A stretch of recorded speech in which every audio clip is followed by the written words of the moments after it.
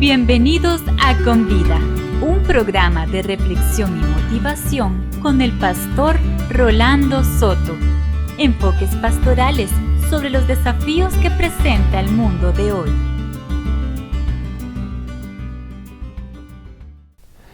Saludos. Los proverbios bíblicos contienen grandes enseñanzas para las cosas del diario vivir, especialmente en cuanto a cuestiones de hábitos o costumbres que suelen afectar nuestra vida delante de Dios y de los hombres. Observemos, por ejemplo, la enseñanza de Proverbios 16:6 que dice: con misericordia y verdad se corrige el pecado, con el temor del Señor los hombres se apartan del mal.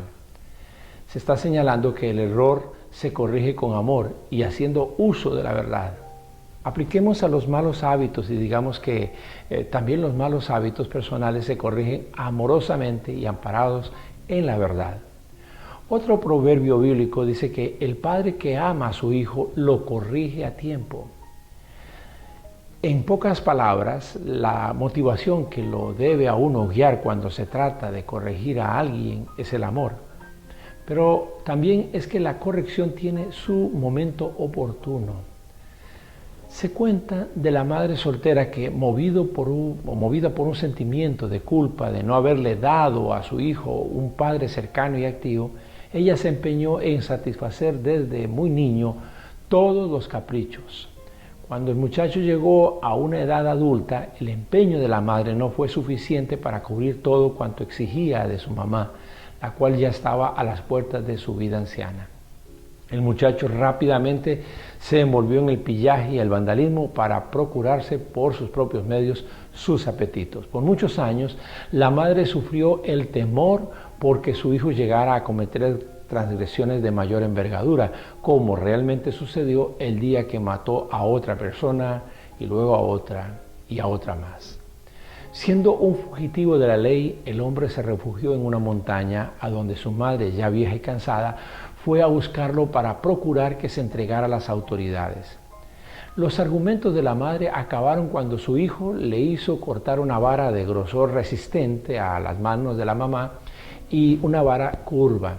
El hijo le pidió: haz que esa vara se enderece. La madre, atemorizada al ver el odio en los ojos de su hijo, procuró con sus manos y rodillas enderezar la vara. Le fue imposible.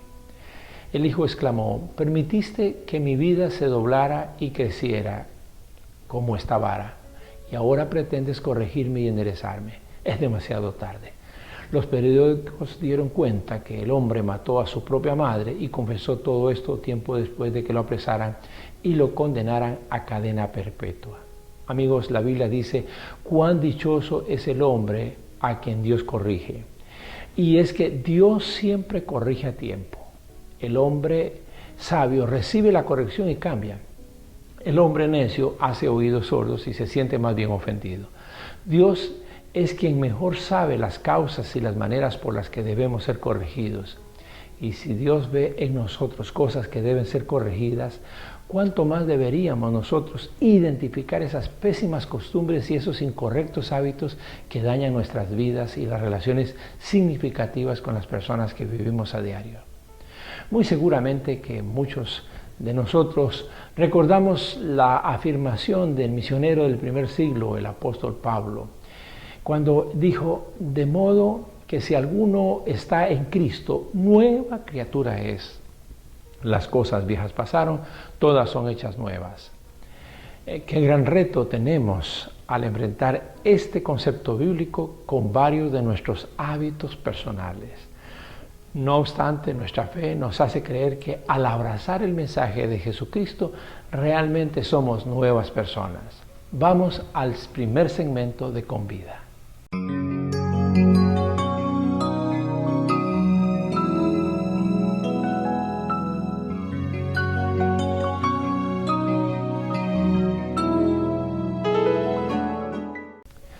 Los hábitos los hay buenos y los hay malos. Hoy queremos concentrarnos en los segundos, sobre todo por la manera en que los malos hábitos entorpecen el éxito en nuestra vida personal. Algunos de esos malos hábitos tienen que ver con la higiene personal, otros tienen que ver con normas de cortesía, otros tienen que ver con reglas tradicionalistas que seguimos. Y sí, todos son hábitos corregibles, pero ¿qué tal si enfocamos otros malos hábitos que tienen repercusiones en nuestro interior, tales como, por ejemplo, el mal hábito de culpar a otros de aquello en lo que realmente uno es el más directo responsable? Es como si culpando a otros uno se hiciera una mejor persona. Nada que ver. O el mal hábito de buscar soluciones mediocres a asuntos que merecen mejor empeño nuestro. Es como el padre que le da un dulce a su hijo pequeño para que deje de llorar cuando lo que realmente sucede es que el niño es un chillón y malcriado. El mal hábito también de tomar decisiones con base en los miedos que tenemos, es decir, decidir cualquier cosa que nos alivie el temor que tenemos frente a una situación de la vida. Por ejemplo, no me dejo vacunar, ponerme una inyección contra una enfermedad porque le tengo miedo a las agujas. O el mal hábito de dejar todo para después. Es como hacerlo del avestruz que esconde la cabeza hasta que pase lo que siente que lo amenaza. A esto se le llama procrastinación. Otro más, el mal hábito de agendar solo mentalmente, es decir, el de no anotar, sino que nos dejamos llevar por la idea de lo recordaré. Perdemos de vista las prioridades y fallamos en los compromisos. Otro mal hábito es el hábito de ser impulsivo. Es el caso de las personas que, por ejemplo, expresan palabras emotivas en donde comprometen todo simplemente porque el momento los impulsó. Es como el que compra impulsivamente. Por otro lado está el mal hábito de hablar mal de las personas que te emplean o que te dan un trabajo o de la empresa que te paga un salario. O el mal hábito de quejarse de todo, del clima, del tránsito, de la suegra, del perro del vecino, de la persona tal o cual, del gobierno, del pastor, del equipo, del sol, de las estrellas. Además, el mal hábito de resolver los apuros con mentiras. Llantas que no se desinflaron, presas que no existieron, dolores que no se tuvieron, gastos que no se hicieron, citas que no se realizaron, pero las usamos. El mal hábito de la negatividad, esa tendencia a ver como medio vacío un vaso que en realidad está medio lleno. Es la tendencia a ver un pelo en cada sopa, el de observar el punto negro en la sábana blanca. Ustedes saben sobre esto. El mal hábito de la impuntualidad. Lo malo de la impuntualidad no es que uno llegue tarde, es que no respeta a quienes llegan a tiempo. El mal hábito de no responder a tiempo. No se contestan los correos, las consultas, las preguntas, las solicitudes, no solo por mutismo, sino por la testarudez de no querer responder. Otro mal hábito es el de no prestar atención. Te muestras distraído cuando te encaran asuntos esenciales. Es la actitud de mostrarse distante o de simplemente tener la cabeza en otra cosa usualmente. El mal hábito de usar un lenguaje pobre. Lo sencillo no debe confundirse con lo corrientón y ordinario. Este hábito se empeña en hacerse eco de los modismos populares en lugar de empeñarse en cultivar un lenguaje rico en sentido y expresión. Por otro lado está el mal hábito de los berrinches, sobre todo cuando intentas resolver lo que no te gusta, haciendo un nuevo arrebato de malestar temperamental. O el mal hábito de carenciar tus modales sobre palabras tales como por favor, gracias, disculpa. Además, el mal hábito de ser un acomodado perezoso, es decir, de quitarle el cuerpo a las responsabilidades que uno tiene de ayudar o de soportar, de ser útil, especialmente cuando otros están sirviéndonos.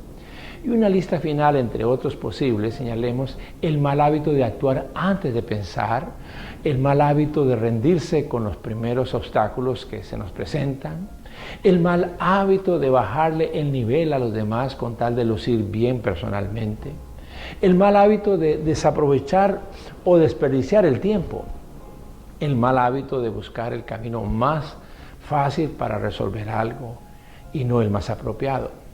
Cuando hablamos de hábitos, estamos hablando de ese modo usual y repetitivo con que hacemos o expresamos nuestros actos diarios y que marcan una tendencia en nuestra vida con respecto a algo. Y esto es muy importante.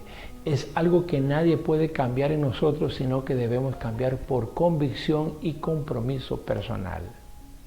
Muy seguramente a algunos aquí ya estamos identificando estos malos hábitos en nuestra propia vida. Seguramente somos conscientes de cuánto fastidio producen en las personas con las que usualmente nos relacionamos en el hogar, en el trabajo, entre los amigos y aún en los ámbitos de iglesia, nuestros malos hábitos. Se trata de conductas repetitivas que empobrecen nuestra vida y ante las cuales muy probablemente en nuestro fuero interno queremos realmente cambiar. Seguramente en usted estará revoloteando la pregunta: ¿cuál o cuáles son las causas que originan la práctica de estos malos hábitos en las personas? Sin querer ser exhaustivo, podemos apuntar algunas de esas causas. Debemos comenzar por decir que, aunque los malos hábitos no pertenecen a herencias genéticas, sí suelen ser el resultado de patrones de conducta que aprendemos de nuestros ámbitos familiares o en los ambientes en que crecemos como niños. En pocas palabras, no nacemos con los malos hábitos, son más bien actos aprendidos.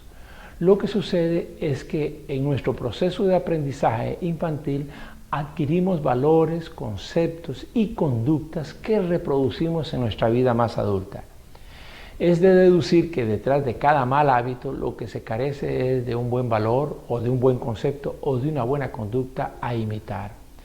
O bien que hayamos aprendido un mal valor, un mal concepto o una mala conducta.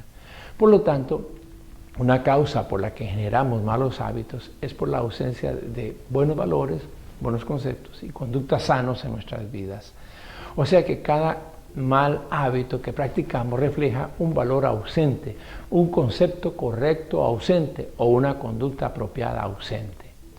Además, en esta misma línea de pensamiento, una de las causas que generan malos hábitos es la poca importancia que damos a la disciplina en nuestra vida. La tendencia humana es la de fastidiarnos con todo lo que signifique disciplina. La disciplina no es un castigo ni un modo de hacer las cosas. La disciplina es el resultado de una serie de medidas que tomamos en alguna área de nuestra vida con el propósito de alcanzar una actitud confiable y sana para uno mismo y para su convivencia humana. Cuando uno no aprecia la disciplina, entonces puede recurrir a cualquier cosa en sus reacciones y su manera de vivir. Una causa directa de nuestros malos hábitos es la naturaleza de pecado que caracteriza al ser humano. Por ejemplo, cuando Adán comió el fruto prohibido y Dios confrontó a Adán acerca de por qué actuó así, Adán recurrió a uno de los malos hábitos más antiguos en el ser humano, el hábito de echarle la culpa a otro. ¿Por qué lo hizo? Es evidente que el acto mismo de la caída en el pecado coloca a Adán en una condición de vulnerabilidad a los malos hábitos. La réplica de ese mal hábito se expresó en Eva cuando hizo lo mismo al echarle la culpa a la serpiente. Cuando el apóstol Pablo dice, no hago el bien que quiero, sino el mal que no quiero, el mismo Pablo explica, y si hago lo que no quiero, ya no soy yo quien lo hace, sino el pecado que habita en mí. Así que los malos hábitos colindan con el pecado y muchas veces es su más usual manifestación en la vida de una persona. La letra de una canción de Misael García que comienza con la afirmación «Estoy cansado de vivir la vida a mi manera», allí es exactamente donde radica la verdadera causa por la que ya de adultos y a pesar de que se nos advierta de nuestros malos hábitos, persistimos en seguir teniéndolos. La causa es el querer vivir a nuestra manera, sin detenernos a considerar que las demás personas apreciarían de nosotros otras actitudes y que Dios mismo está demandándonos otra conducta. Un mal hábito puede ser la manera más directa de manifestar un pecado del que deberíamos alejarnos. Con todo lo dicho hasta ahora, aquí vamos a nuestro segundo segmento, el de la palabra.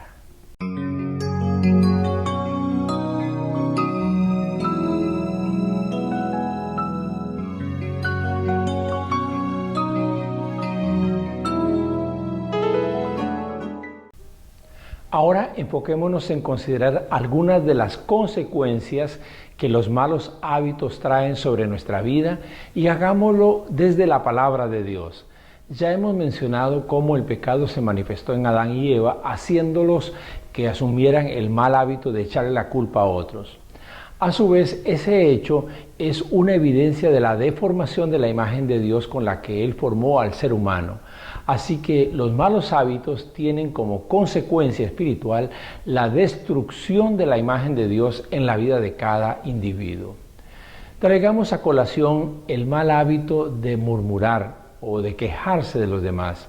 Este fue el caso de Miriam y Aarón, hermanos del caudillo Moisés.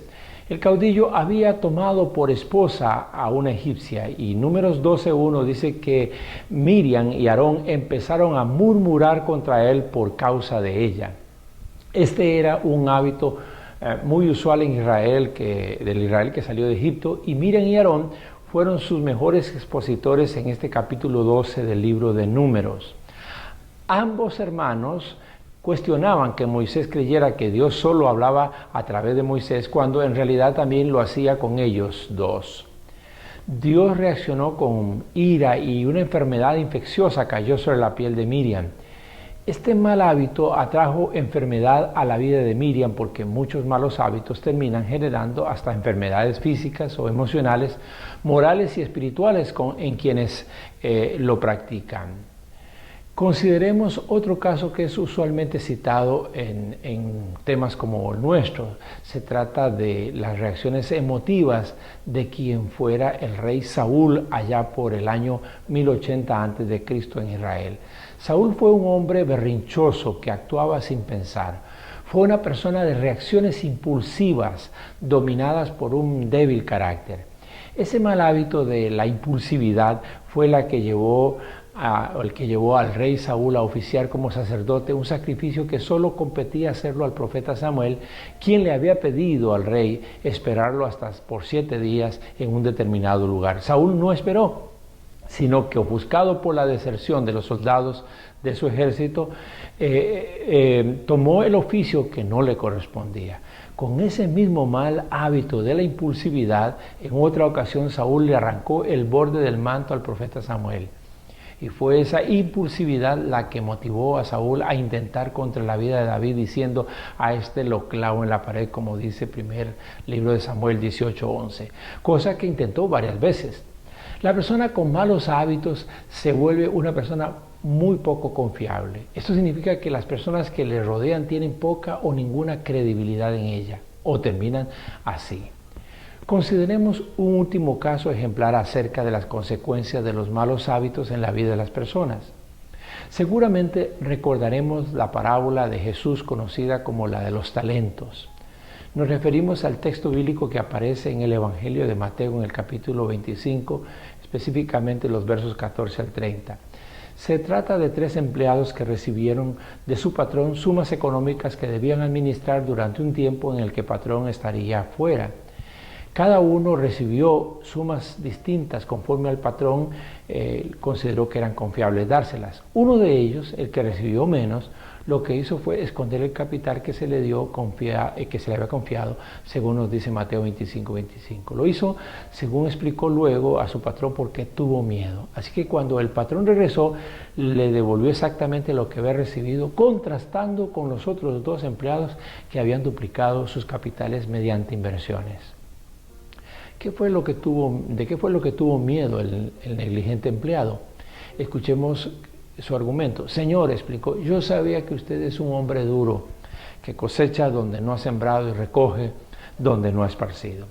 Ese empleado tenía uno de los malos hábitos más usuales en el ser humano, el hábito de bajarle el nivel a las otras personas para excusar sus actos propios.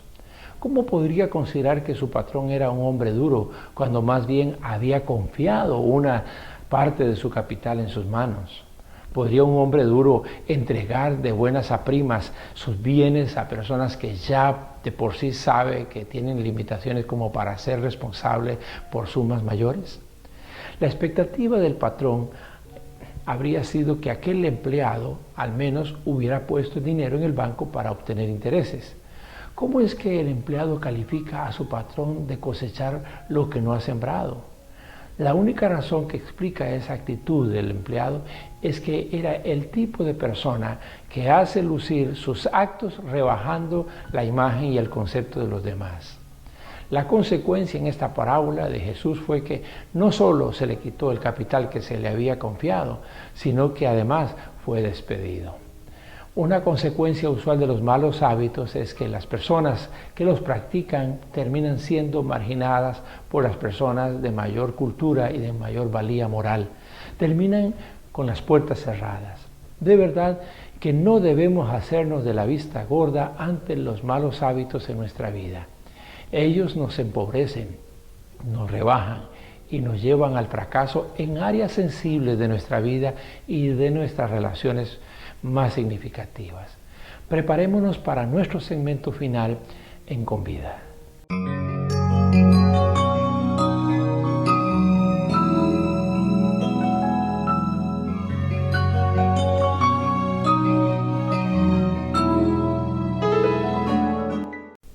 Tocamos las puertas de la última parte de Con Vida y de nuestro tema Corrige a tiempo.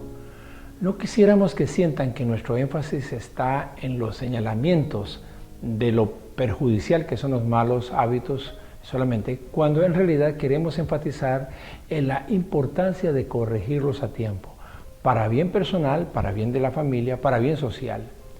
Decimos corregir a tiempo porque los hábitos practicados repetida y prolongadamente crean conductas de vida que son muy difíciles de desarraigar.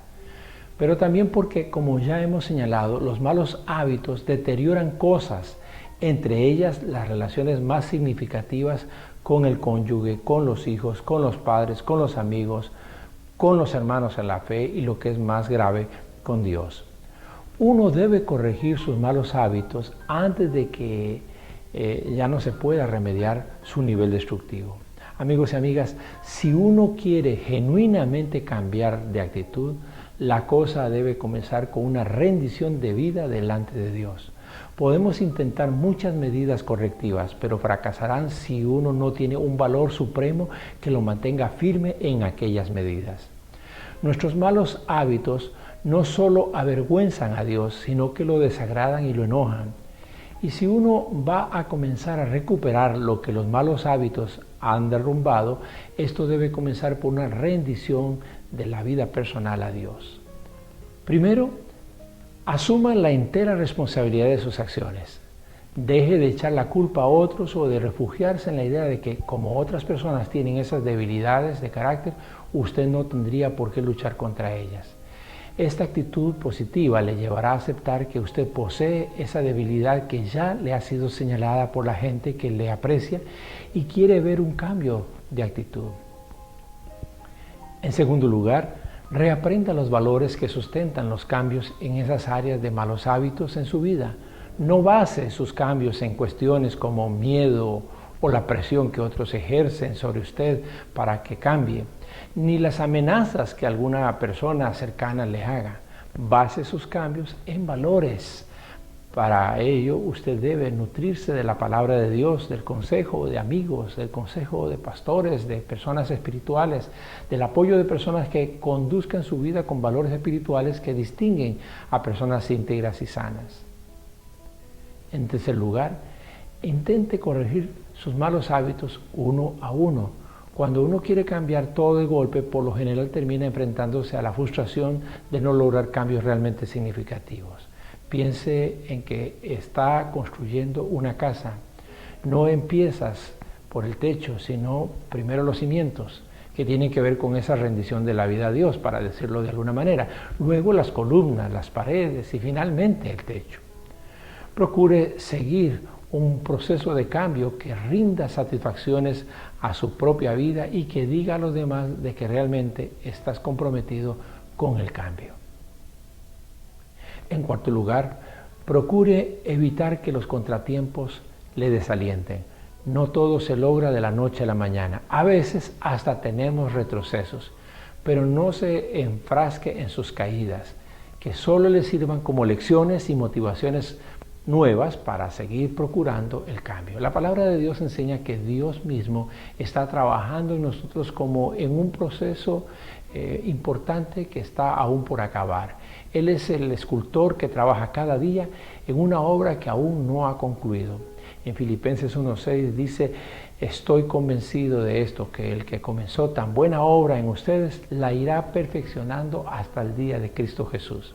Ese es el espíritu de la letra que se confirma en Proverbios 4:18, cuando asegura que la senda de los justos es como la luz de la aurora, que va en aumento hasta que el día es perfecto.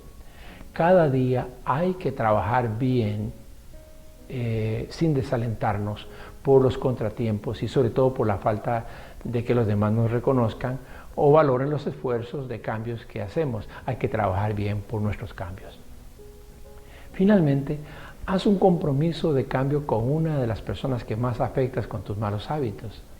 El vivir consciente de que hemos establecido un pacto o hemos dado una palabra de que haremos algún cambio, nos permite ver reflejado el grado de cambio que vamos teniendo en el criterio de una persona que nos aprecia y no vamos a basarnos en criterios personales o propios. Es importante que uno tenga un criterio de sus propios cambios, pero no siempre es el más apegado a la realidad. A las personas que hemos afectado les viene bien saber que estamos empeñados en corregir a tiempo. Bien, llegamos al final de nuestro programa de Convida de esta ocasión. Hasta volver a estar juntos, le insisto, corrige a tiempo. Hemos presentado Convida, un programa de reflexión y motivación con el pastor Rolando Soto. Apreciamos sus comentarios y sus consultas y le motivamos a nuestra próxima cita en Convida.